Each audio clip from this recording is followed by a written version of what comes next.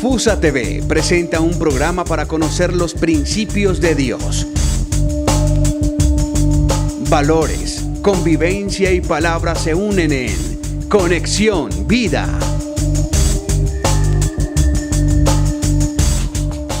Un saludo muy especial para todos ustedes. Gracias por acompañarnos en una emisión más de nuestro programa Conexión Vida. En el día de hoy, como siempre, estamos con el padre David Montoya y quien les habla William Díaz. Los estaremos acompañando durante estos minutos a través de el canal FUSA TV. Padre, bienvenido nuevamente a Conexión Vida y qué bueno pues tenerlo como siempre aquí para que nos cuente sobre estos temas que siempre tratamos a través de nuestro programa. Gracias, William. A todos nuestros amigos de Conexión Vida, reciban un cordial saludo en Cristo Jesús. Sean todos bienvenidos a este nuevo programa. Recordemos que desde hace algunos días atrás hemos iniciado ese acercamiento al Evangelio de San Marcos, siguiendo el lineamiento que nos pide la diócesis de Girardot en cuanto al plan diocesano de renovación y evangelización de la diócesis de Girardot, que es déjate encontrar por Jesucristo, palabra de vida, y qué mejor forma que encontrarnos con Cristo a través del Evangelio de San Marcos. Bueno, padre, a propósito hay que decirle a todos nuestros televidentes que, bueno, en los programas anteriores estuvimos contándoles que pues el Evangelio de Marcos, ¿cierto? San Marcos, pues es el libro más antiguo que tenemos, y que, bueno, nosotros estuvimos haciéndole como ese pequeño énfasis en programas anteriores, ¿no? Y recordar, padre, de quién fue el intérprete de San Marcos. De San Pedro, ¿verdad? Para que lo tengamos en cuenta. ¿Esto para qué? Para nuestros televidentes que de pronto por alguna u otra razón se hayan perdido alguno de nuestros programas, entonces tener en cuenta eso. San Marcos, el evangelio más antiguo que se tiene, de los 4 evangelios, es el más antiguo, y Marcos es el intérprete de las palabras de San Pedro. Entonces, bienvenidos. Bueno, padre, pues hoy vamos a tomar 2 temas de la teología del Evangelio de San Marcos, ¿no? El primero tiene que ver con el reino de Dios y ya en la segunda parte tiene que ver con el Hijo de Dios. Son los temas que de cierta manera llamamos nosotros los temas teológicos. Sí. Y son como, en el caso del Evangelio de San Marcos, cómo concibe ese reino de Dios y cómo se concibe, Marcos concibe a Jesucristo como Hijo de Dios. Recordemos que ya hemos tratado otros 2 temas teológicos, que fue Jesús es el Evangelio y Jesús como aquel que proclama el reino de Dios. Bueno, padre, pues ya iniciamos entonces también con nuestra serie de preguntas y quisiéramos saber si el reino de Dios es realidad presente o realidad futura. Bueno, William, es importante nosotros tener como punto de partida de que el reino de Dios es presente para aquellos que han iniciado un seguimiento formal a nuestro Señor Jesucristo. ¿Por qué se dice que es presente? Especialmente para Marcos, el reino de Dios está presente en aquellos que han celebrado su sacramento del bautismo. Para nosotros, por eso decimos el reino de Dios está presente, ya está en medio de nosotros con la realidad del bautismo. Por eso es el llamado que todos nosotros como cristianos católicos tenemos que tener, de que Cristo está en medio de nuestras vidas, en medio de mi historia. Por eso es una realidad presente, es una realidad de ahora, no es una realidad pasada. ¿Y por qué se dice que es futura? Porque la plenitud del reino de Dios llegará el día que yo celebre mi Pascua. ¿Cuál es la Pascua que nosotros celebraremos? El paso de la muerte a la vida. En ese instante yo celebraré el reino de Dios en su plenitud. Por eso se llama y se dice que es una realidad futura. Bien, padre, o sea que podemos decir que aporta también una dimensión nueva a la existencia humana. Sí, William, porque si usted, por ejemplo, se pone a pensar en la antigüedad, antes del nacimiento de Jesucristo, nunca nadie había hablado del reino de Dios.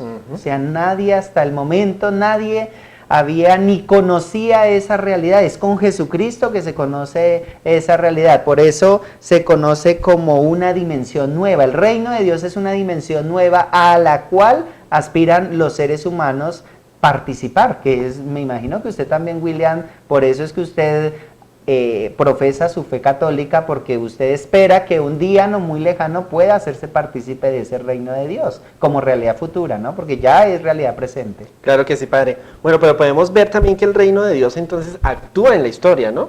El reino de Dios, claro. ¿Por qué nosotros decimos que el reino de Dios actúa en la historia? Porque Jesucristo tiene unas coordenadas históricas. Jesucristo nace en una fecha específica, o sea, irrumpe en la historia de la humanidad y de hecho hay que recordar de pronto las clases de teología. En mi caso, que he recibido en estos días en la Universidad San Buenaventura, nos hablan precisamente de eso.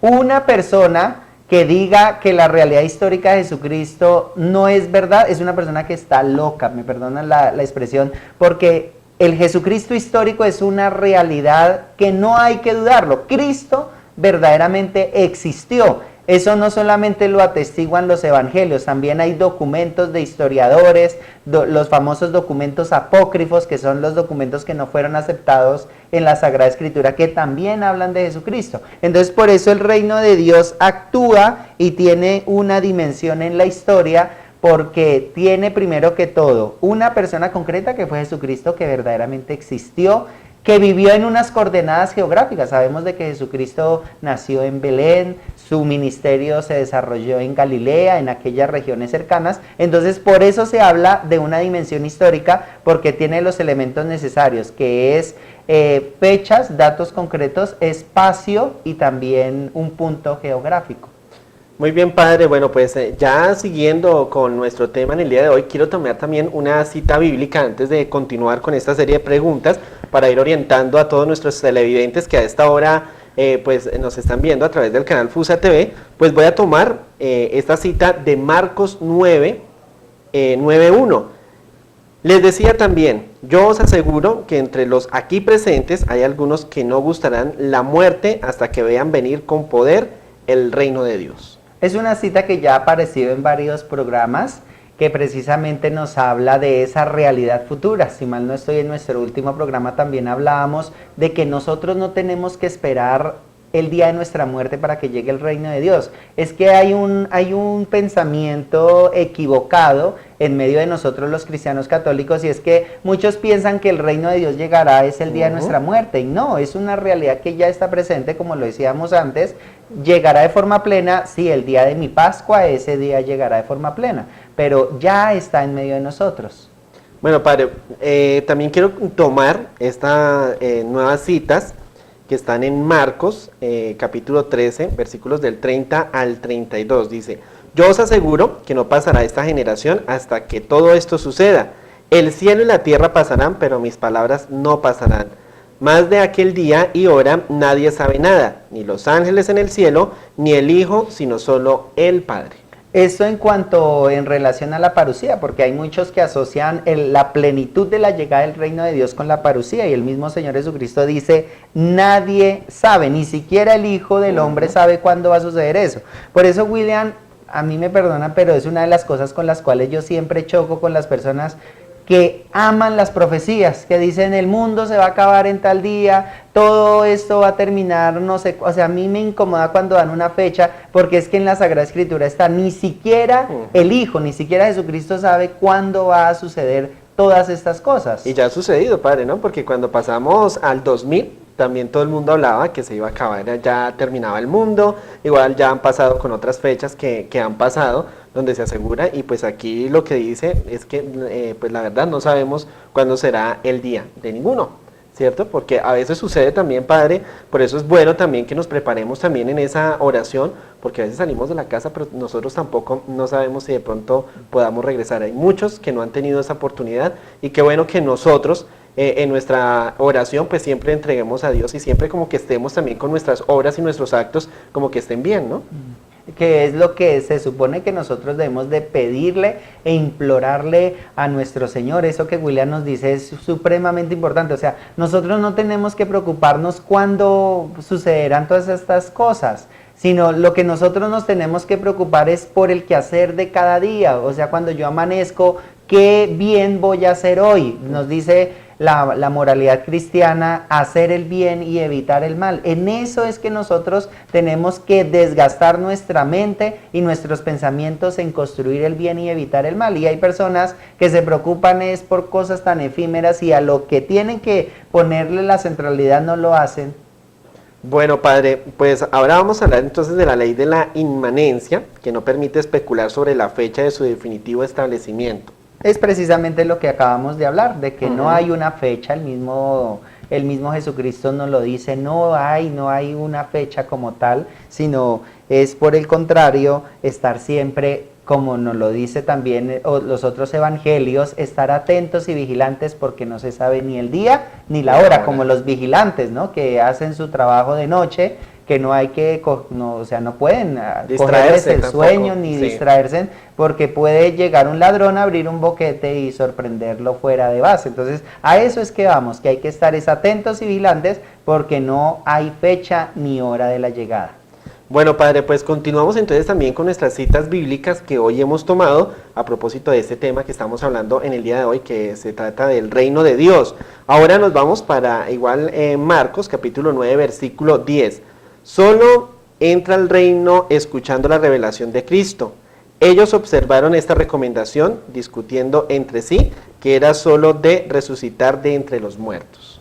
Esto es importante porque me hace recordar esta cita, el famoso Shema Israel. El Shema en hebreo significa escucha. Entonces, muchos dicen que el primer mandamiento es ese, más que amar a Dios sobre todas las cosas, es aprender a escuchar, porque si usted tiene los oídos taponados, ¿cómo va a escuchar la palabra? Hace unos domingos atrás aparecía también ese evangelio en donde nuestro Señor Jesucristo introduce sus dedos en los oídos para destaparlos. Entonces, ese es el primer mandato del Señor, destapar los oídos de las personas. ¿Para qué? Para que escuchen. ¿Por qué es tan necesario esta atención o esta disposición de la escucha? Porque una persona que no sepa escuchar, pues cómo se le va a evangelizar. Recordemos que lo que es también los meses de octubre, se nos invita al mes de las misiones, y la misión precisamente lo que hace es eso, destapar los oídos de la gente para que escuchen y puedan precisamente hacer parte del reino de Dios, de conocer, porque recordemos que si no se conoce algo, ¿cómo se va a participar si no hay ese conocimiento?